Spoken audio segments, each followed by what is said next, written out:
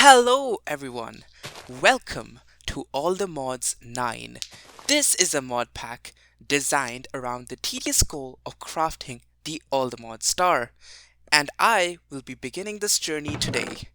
And we're starting with a starter chest, and we have a bunch of uh, decent-ish items. I will be narrating through this, and we will not be having uh, live audio until I think episode 6-ish, but I think that's gonna be fine. But for now, but in the starting, I've just been rushing through and just speed running through the early game, and I just wanted to give you a nice audio at the background to make you understand what I've been doing, throughout the 50 plus hours that I've been playing of this pack.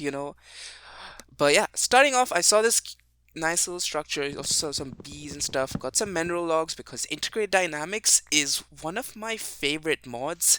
It truly is an insanely powerful mod. Gives you insane leverage.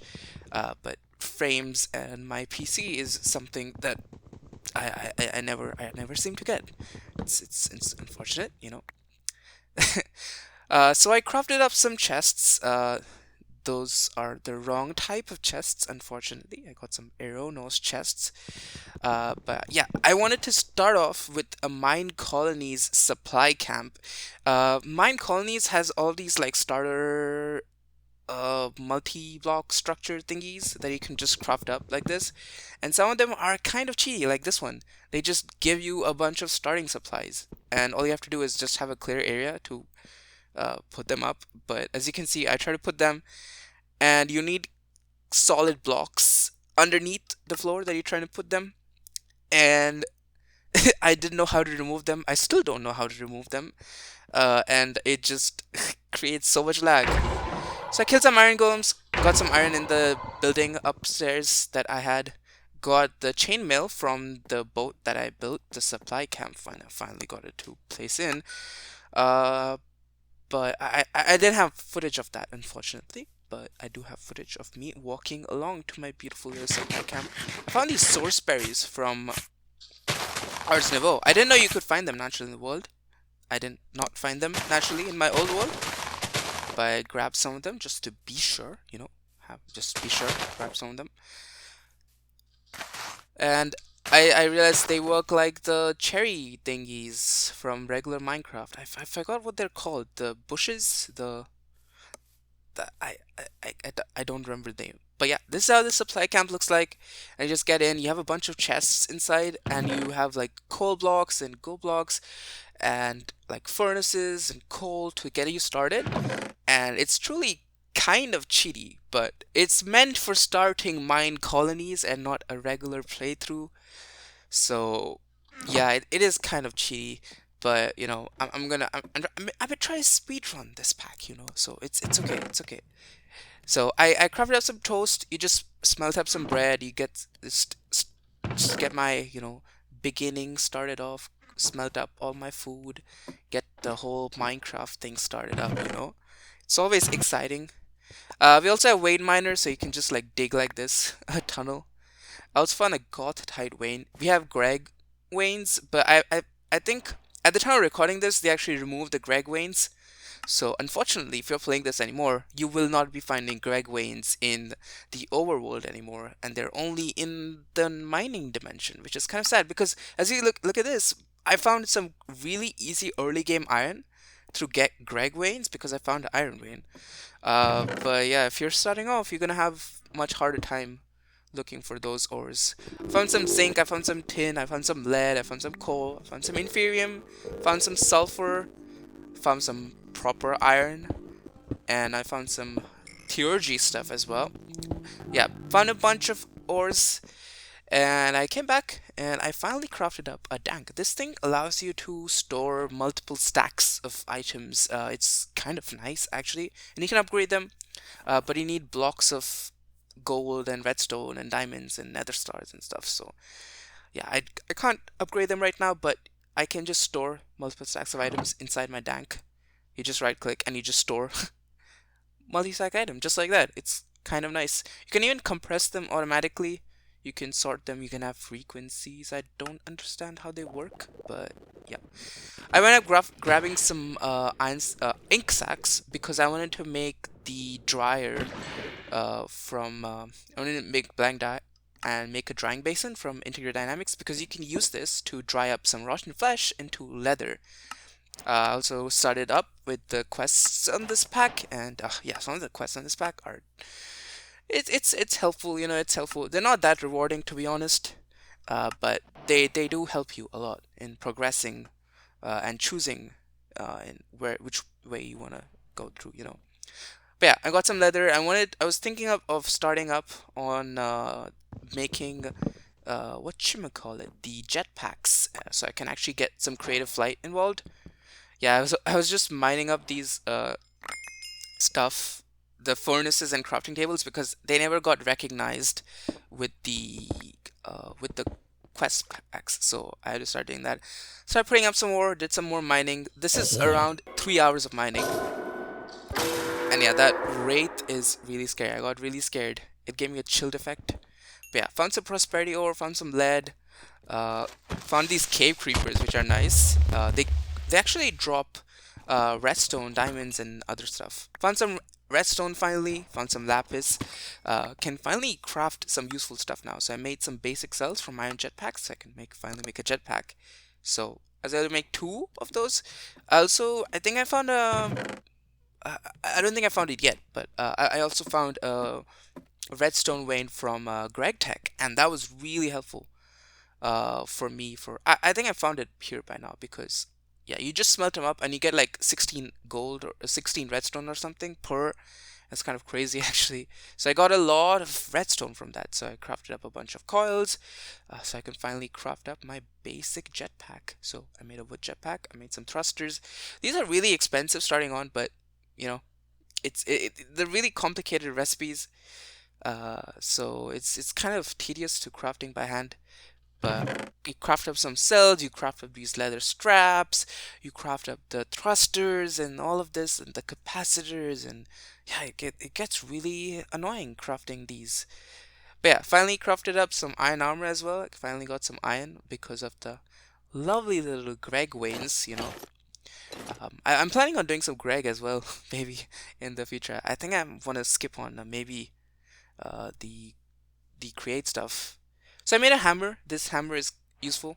You can actually just grab some raw stuff and you can craft it with this and you can double your ore. You can just get double dust of the ore and you can just melt it up.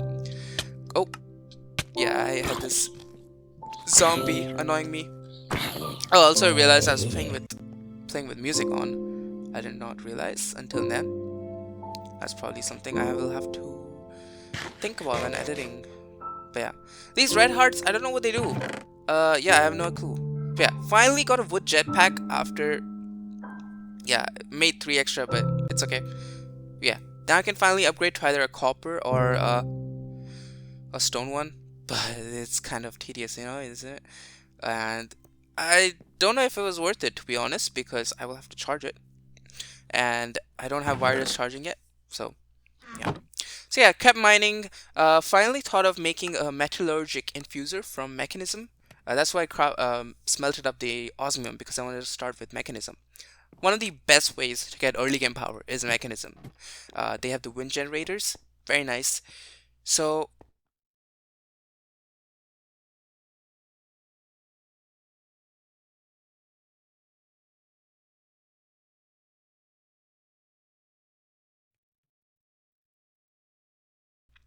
I decided to make some flux ducts to transfer my early game power.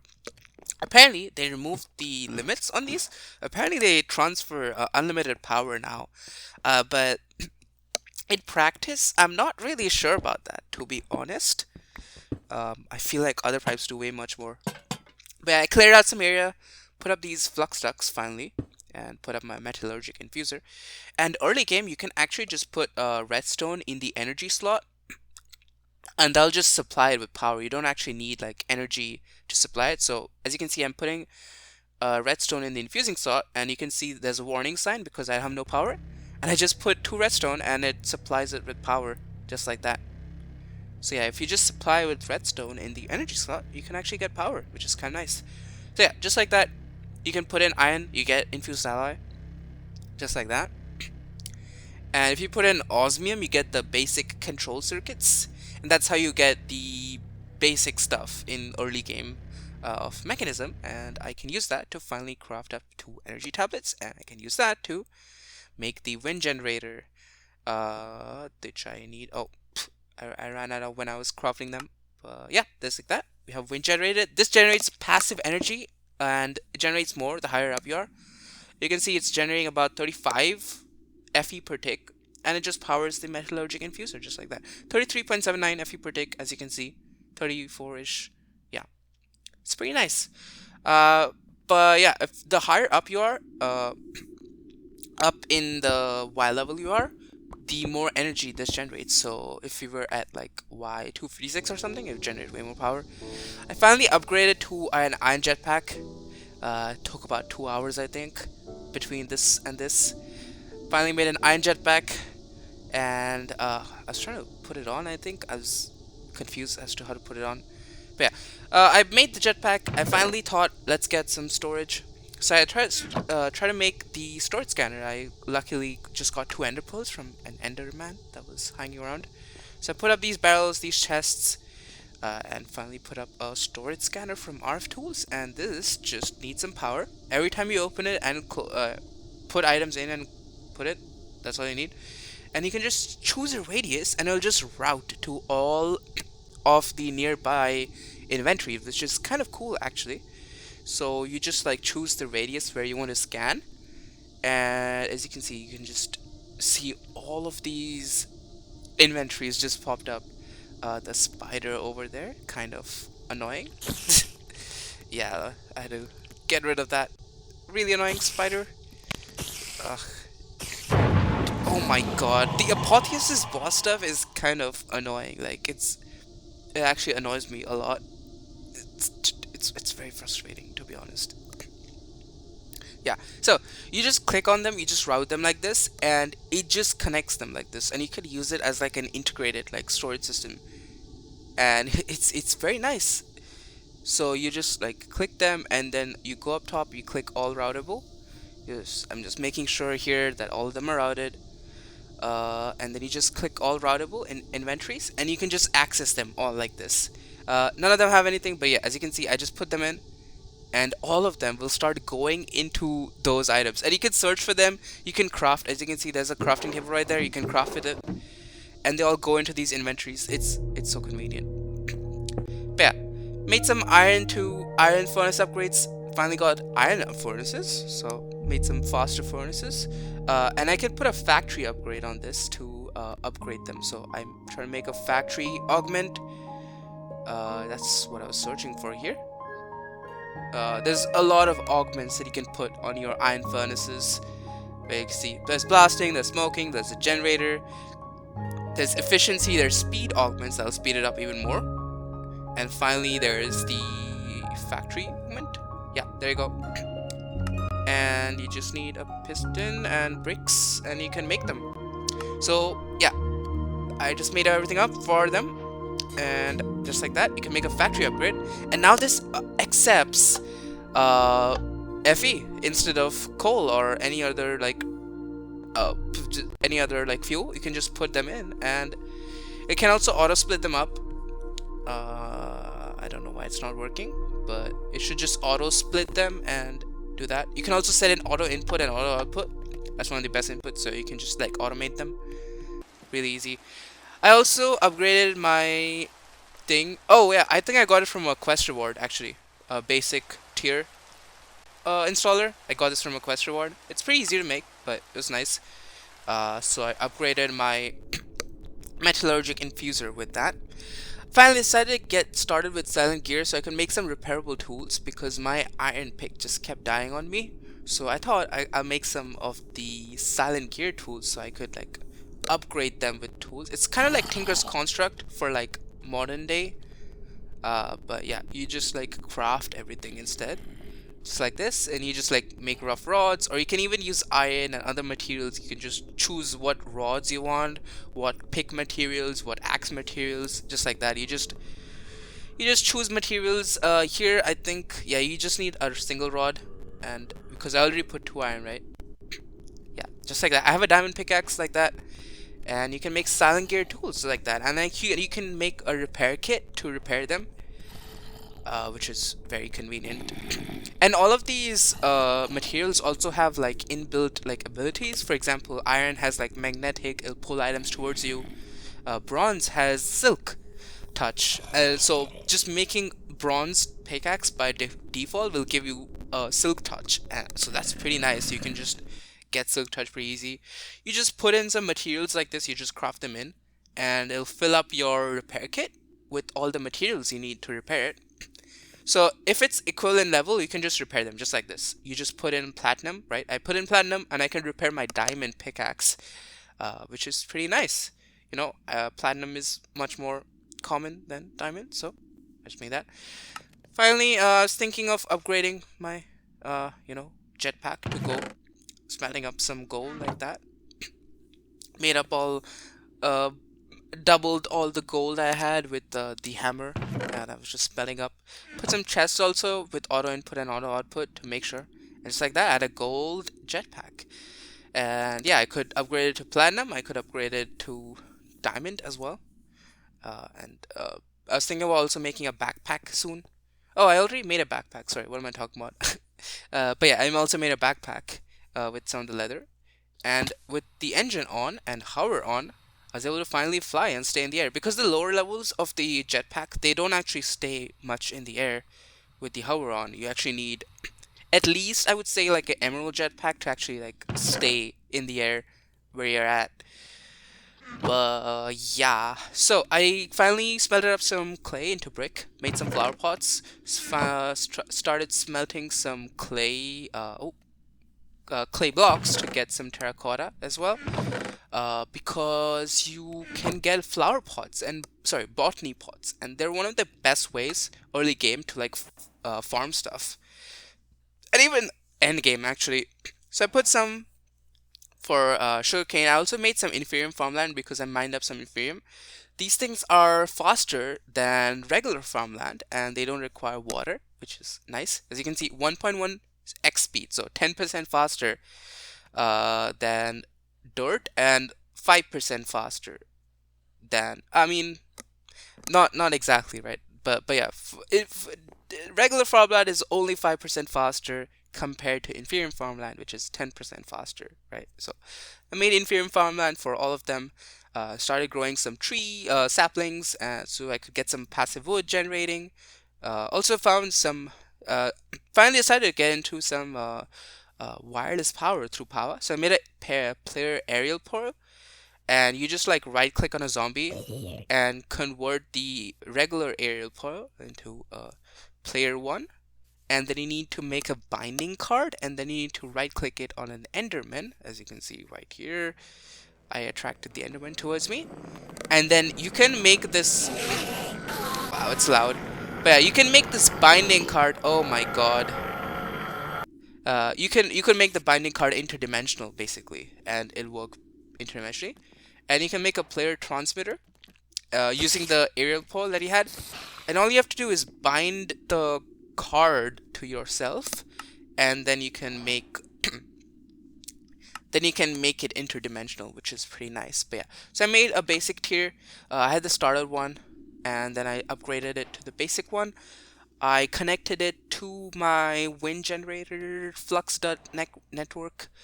And yeah, if you wanted to upgrade further, you would need to get into the energizing orb. That's something that you need to do into the power. But yeah, you just put in your binding card and it's bind to me. So it's just gonna wirelessly charge everything. So I don't need to actually put it in. It'll just charge my, as you can see, my FE on the left side there is actually going up. So it's actually wirelessly charging me, which is pretty nice. But I'm being limited by our power generation here because my wind generator only generates 35 FE per tick. As you can see, it can't run everything on its own.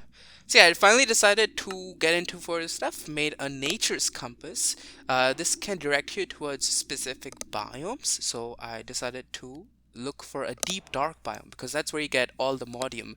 And I wanted to speed run into the all the modium mining dimension.